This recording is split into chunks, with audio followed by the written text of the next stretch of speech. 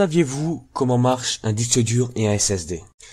Les disques durs et SSD sont des mémoires de masse qui permettent de sauvegarder des données quand l'ordi s'éteint, contrairement à la mémoire vive appelée RAM, qui elle ne garde les données juste pour un certain temps. Mais ces deux formes de stockage ont un fonctionnement complètement différent.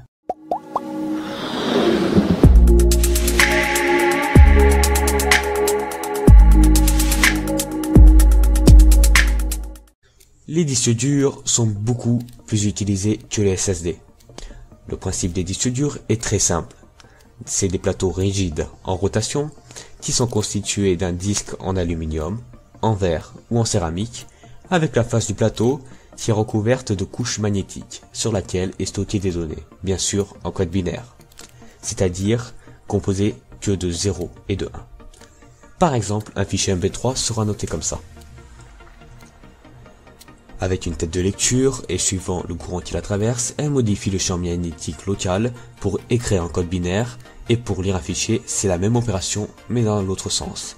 C'est-à-dire qu'elle lit sur le champ magnétique un 1 ou un 0. Et pour les plus curieux d'entre vous, voici à quoi ressemblaient les tout premiers disques durs. Les SSD, Solid State Drive, qui, selon Wikipédia, signifie qu'il est constitué de semi-conducteurs sur lesquels les données sont écrites. Il permet, comme les disques durs, de stocker des données, mais cette fois-ci sur de la mémoire flash, comme sur votre carte micro SD, sur votre téléphone ou encore sur votre clé USB. C'est-à-dire qu'il est beaucoup plus rapide.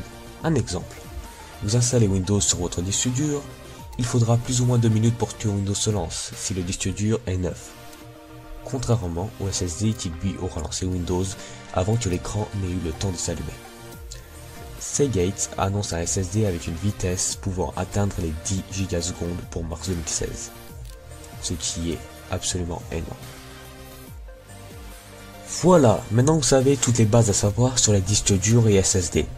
N'hésitez pas à vous abonner et à regarder mes anciennes vidéos pour savoir toujours plus sur l'hardware. Et si vous avez déjà entendu parler de AMD Polaris mais vous ne savez pas trop ce que c'est, n'hésitez pas à checker dans la description.